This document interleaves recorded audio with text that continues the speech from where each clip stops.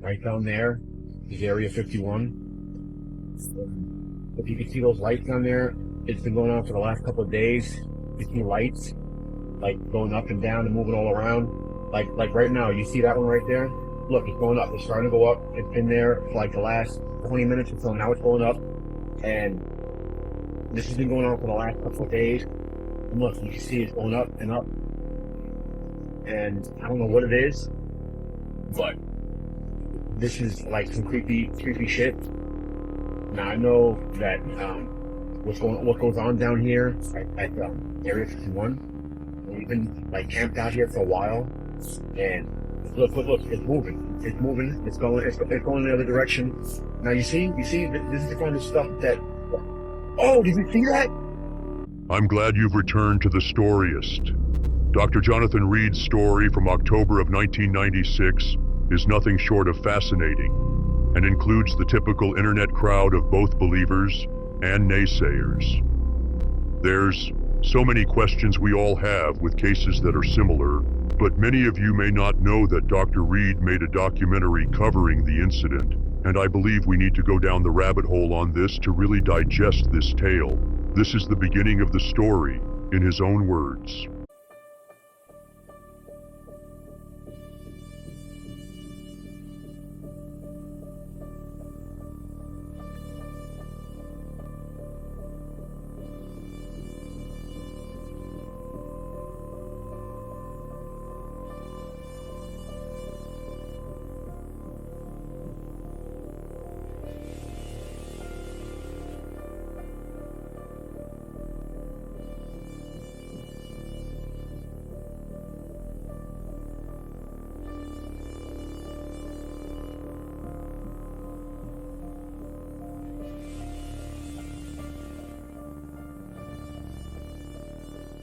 Does it ever cross your mind when you come up here that a lot of people don't even know, like people that come through here don't even know what happened up here? I hope they don't know, actually. You know, because I've never wanted anybody to go and desecrate the site. Oh, right. But I've been up here. There's a restaurant up at the top of the pass. And I sat there, was having coffee one day, and two people came by and said, "Aren't you that guy? Aren't you that doctor?" And so people do know. I mean, I know that people know. After we did Otoroyo, that show came out, when it first came out, we couldn't basically go anywhere without getting recognized. On the day I was up here, I drove from here down about a mile. Okay. And parked. There's a big cutout like this in the road, Right. and I was able to just pull off and park, and that was the normal place that I was go, Right. you know, and park, get the dog out, and start walking. And we just started walking down, and we'd been walking for about a good hour, when she took off running and barking, and you know, and I didn't think much of that because that happened all the time. That was pretty normal. You know, chasing squirrels and raccoons and whatever, but it was different that day. It was definitely different. And you know, it's hard to be here. It's hard. It's emotional. Not only because of Susie, but just knowing that it changed my whole life that day. Everything is different.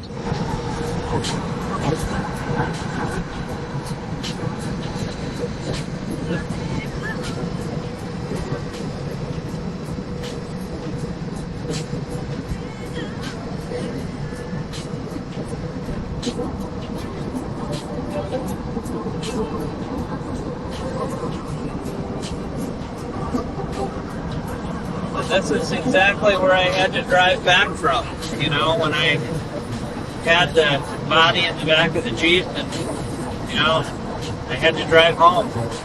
And I drove along here, and then I turned off at the first exit up here to go to the ranger station, where I knew there was a ranger station, but you know, there was nobody there.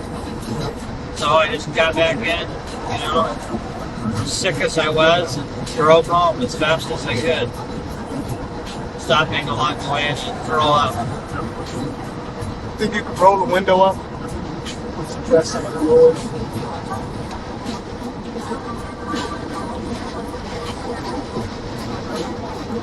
How far from the ranger station?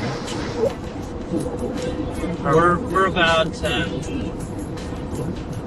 10 miles from the ranger station.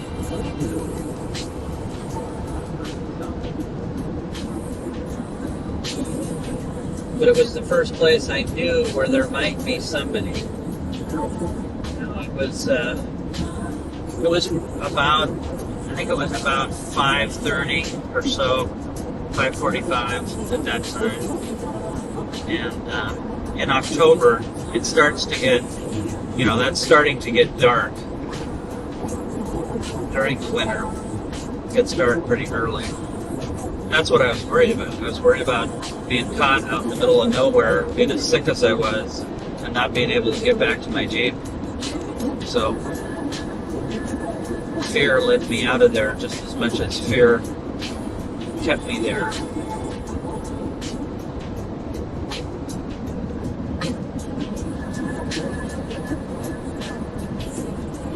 It's very surreal to come back up here and be in this place.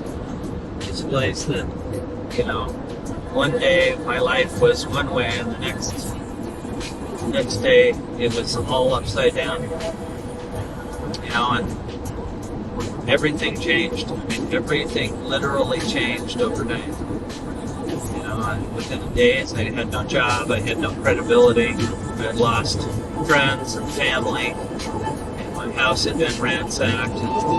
For what? Because I found something unique.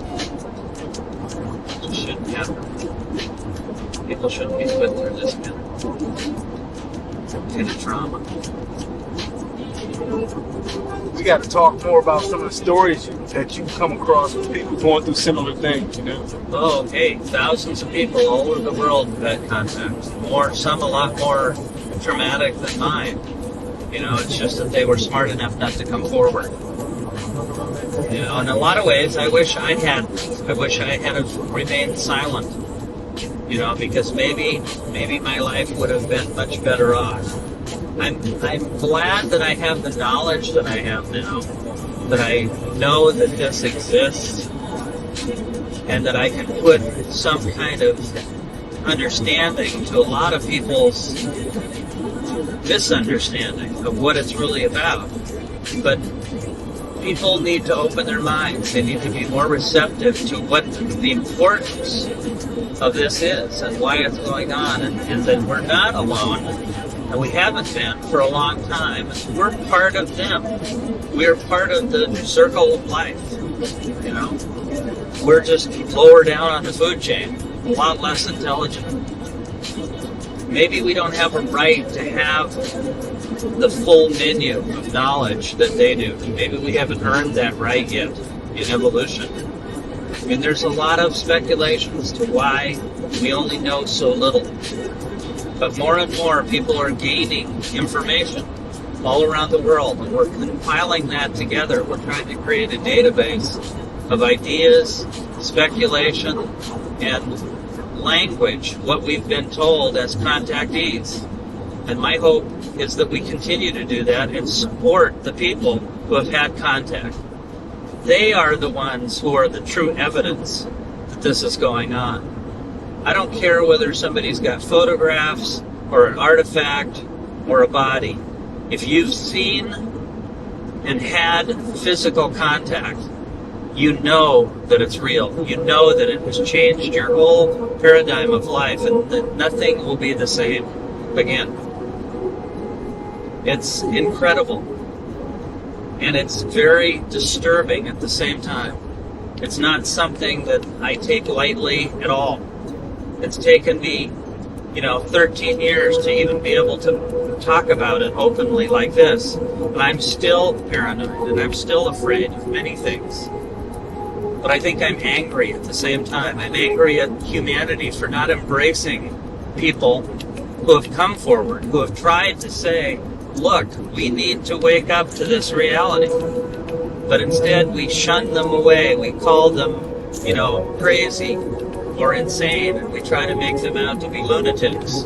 They are the evidence. They are the living, breathing evidence that this is not just a phenomena, but a reality. And I think in 1996, when this happened to me the first time, I was asleep like so many other people. I was not aware or even conscious that this could be a reality. And now, in May of 2009, not only do I know it's a reality, but I know that it's a permanent fixture in all of our psyche. I mean, we are being told and shown that this is a evolutionary time in our Earth, and we need to wake up to that reality. We need to embrace that. I was told information back in 1996, 1997, that things were going to be changing, that there was going to be huge changes in the reality of mankind. And even today, even 13, 14 years later, those things are coming to pass. They're a reality, not a fantasy. I wrote about those things in the book that was published in 1999. How could I have known that? How could I have imagined the reality of 9/11? How could I have imagined the reality that our political system would be corrupt, that there would be a world economic crash? How could I have known that unless I was shown this information? Well, I was shown. I was told. And I didn't want to believe it at the time. I didn't want to believe that it was true, because it's disturbing. But I know that I can't just throw away what I now know is true. I need to talk about it.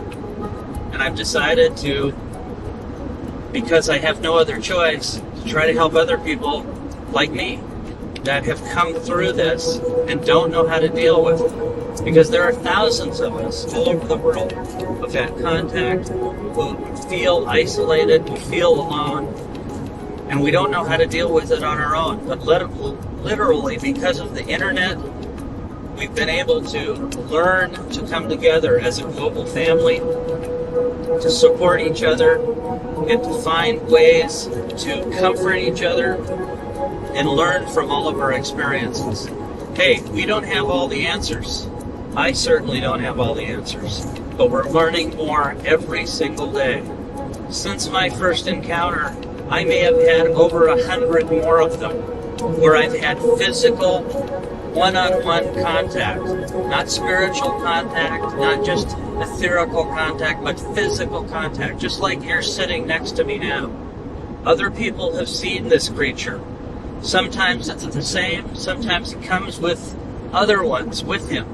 But as many as 30 and 40 people have witnessed some of these encounters. So it's not an isolated incident. It's not something I'm making up. It's not a hoax that somebody's creating.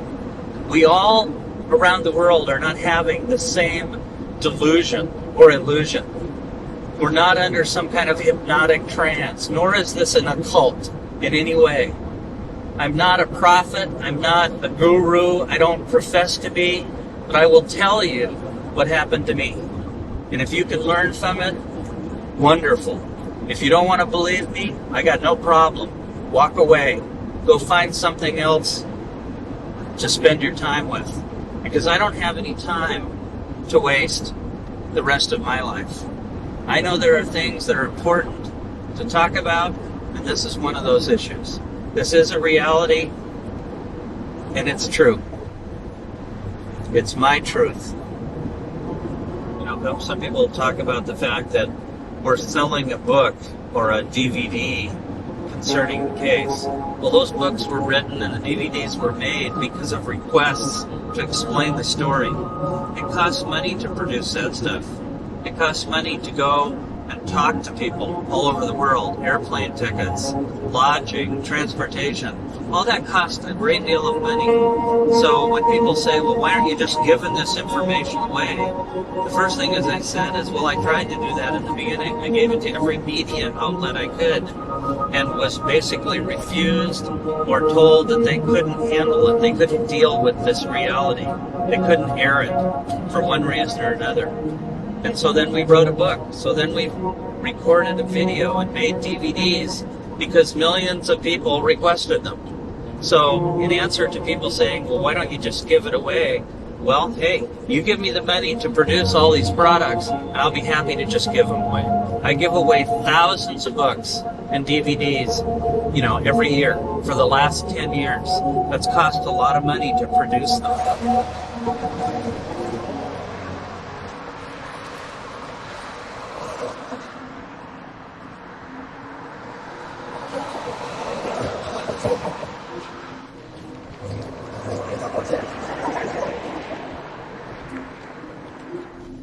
Anyway, this is the ranger station that I came to right after the encounter and pulled in, and it was empty, just like it's empty now. And, there's nobody in there. I banged on the door and doors were locked, and so I got back in and continued on my way. But basically, this is the North Bend ranger station. So, we'll,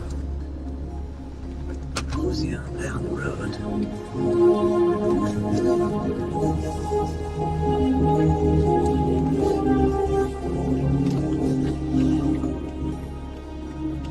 People always say to me, they say, well, why didn't you call the police? Why didn't you call, all these people? Well, first of all, this is 60 miles out in the middle of nowhere to begin with. And it just wasn't advantageous. I mean, I had to drive about 10 miles just to get to the ranger station to where anybody was. So that was the first opportunity I had to get help. And then there was nobody there. In the process... Talking about the video and audio. Yeah, the video, the audio, a lot of that stuff I lost because people came through my house and stole a lot of stuff. They stole a lot of stuff from people that said they were part of the MUFON group. They turned out not to have anything to do with them. So, I got to the point where I couldn't trust anybody. Can you roll the window up? Yes. Got to the point where I really couldn't trust anybody with any of the, any of the material I had, any of the evidence, if you want to call it that. But, people say, well, why don't you just throw it all out there, on the TV? Well, you've thrown out a lot of it. A lot of it is out for people to see. I mean, you can go on YouTube, it's free. You can learn the whole story. You can learn more about that there than you probably learn if you go to a lecture with me. But I'm just one guy. I mean, this isn't just about me. It's happened to thousands of people all over the world. And, I just wish people would recognize and give some credibility to the evidence of the people who've had these experiences. Now, it's a truly unique thing. It's truly frightening. But what's more frightening is the human beings and the dark forces that I call them, the bad people that keep us from talking about what's happened in our life. That's the part that's just not right. It's not right at all. We shouldn't have to hide anything. So just take us back to October the 15th, 96. Or is there anything you want to ask me first? Well, first of all, it's a privilege to meet you, to share with you, and what you've been doing to tell other people about my experience and about other people's experiences all over the world. On October 15th, 1996, I was walking in the woods with my dog, Susie. And we'd done this many times before, nothing unusual. And I parked my Jeep, and we had been walking for about an hour in the woods, in the Cascade Mountains of Washington State. And it was a beautiful afternoon, beautiful October day, and all of a sudden my dog took off running, and she began barking, almost like she was chasing an animal, and I lost sight of her. But this wasn't unusual. It's something she did all the time. I mean, dogs run off and they chase squirrels and they chase, raccoons. And this is an area that's forest. It's not a park, so you don't have to have your dog on a leash. And I mean, it's the Washington State forest. So, and very remote. It's 60 miles east of Seattle, which takes about an hour to get to. And she was barking, and I lost sight of her. And then she'd run back up to me, happily, like normal, and we just kept walking. And we'd done this many times in this area, this very same area. So it was very comfortable for me in this moment. But one time she took off barking and ran farther away, where I really, really had no idea quite where she was, other than I could hear the barking. And it began to sound threatening, or either she had found something and was trying to tree an animal, trying to get toward an animal, or an animal was trying to attack her. And the more I listened, the more I could hear her actually in a defensive or fearful sounding bark. And it was just chaos sounding. I mean, it wasn't just one or two, it was just almost nonstop. So, like I said, she was totally out of sight. I wanted to help if I could, or detangle her if she was involved with some other kind of animal. There are wildcats, there are small bears and raccoons that all can threaten a dog. So I wanted to try to find her, so I went and kept running toward the sound, where I actually heard this yelping sound. And I got where I still couldn't see her through the brush, because there's a very dense underbrush in this area, in this forest. But I could hear that I was close. I was probably within 50 to 75 feet of her. And I dropped my backpack that I had, and I picked up a branch that happened to be laying on the ground that was about 6 or 7 feet long, and about the width of a baseball bat. And I thought, I can at least defend her off of some, animal that she's obviously engaged with. But I couldn't hear any other sounds of any other animals, but I just heard her barking and yelping, like she was either being bitten or threatened. So I ran toward the sound, and I kind of ran down a hill and over a little rise, and just as I went over the next rise, I found myself face to face with this creature, this small, childlike in size creature, that at the moment, because of the darkness of the canopy, the tree canopy, I couldn't make out all of the features. I could see that it was dark, almost black in color, shaded. It had a head, it had 2 arms, 2 legs, and a torso, and my dog seemed to be attached to it, like it had bitten the arm of this creature. But the second I saw this creature grab my dog, which was attached to her arm, and start throwing my dog over its head like it weighed nothing. Well, my dog weighed 100 pounds. It was a golden retriever, 7-year-old golden retriever. It's a big dog. Well, this was being thrown back and forth so quickly, like there was no weight at all. And the second I even got that in my mind, it stopped. The thing looked at me, kind of made this hissy scream, and then literally ripped my dog's head apart at the jaw, tearing her head right in half, and her body and blood and tissue flowing all over her body and onto the ground. After witnessing my dog being torn apart, I didn't think. I didn't have any premeditation. I just jumped forward and acted, struck out with this branch, and hit it as hard as I could, trying to kill it because of what I just witnessed, it killing my dog. I didn't know if it was going to attack me next. I didn't know what was going on. I didn't know what it was.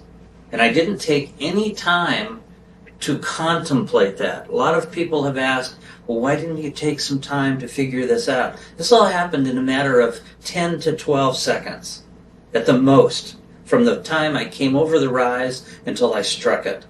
And if you would have witnessed what it was doing to my dog, I'm sure anyone would have tried to stop that action. Right after that happened, when I hit it, it fell to the ground and screamed as it started to fall. And I screamed too. I screamed too. In fear, in desperation, I don't know, in anger, because I was angry about what I saw. But instantly I was sick. I fell to the ground, on my knees, on my hands. I couldn't breathe right. I felt like there was a pressure on my chest. I was starting to hyperventilate. I was sick to my stomach. I couldn't control my bowels.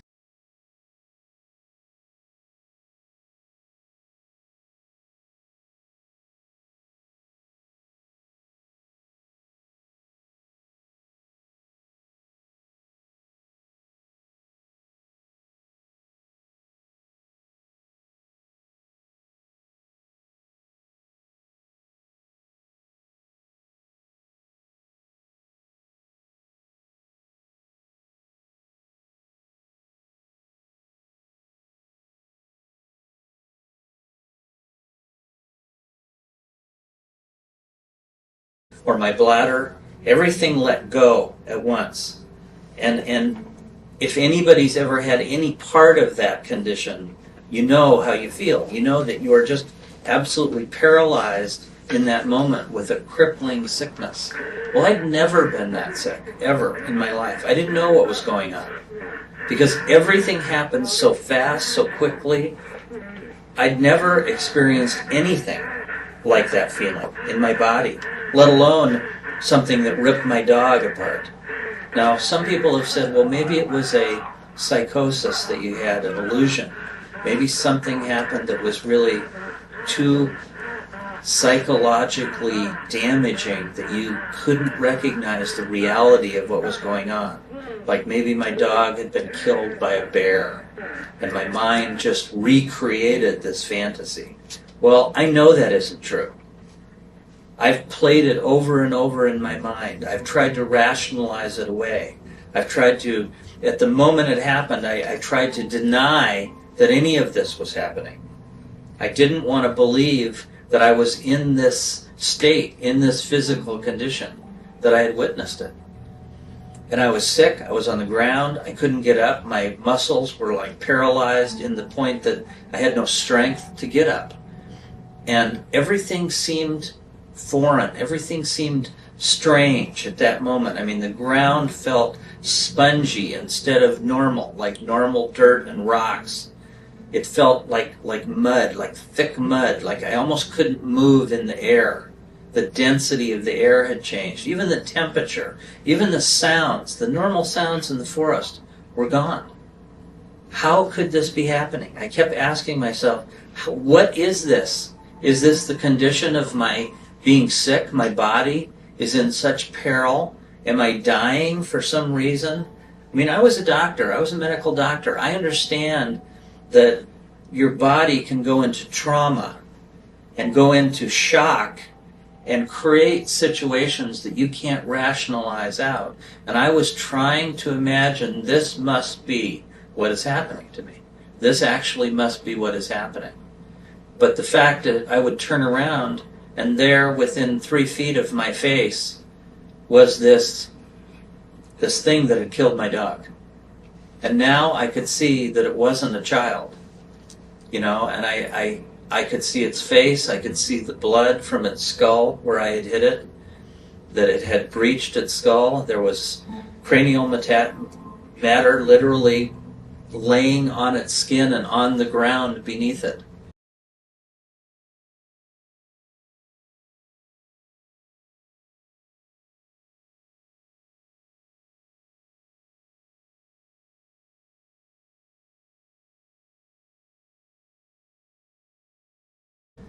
And there was a lot of blood.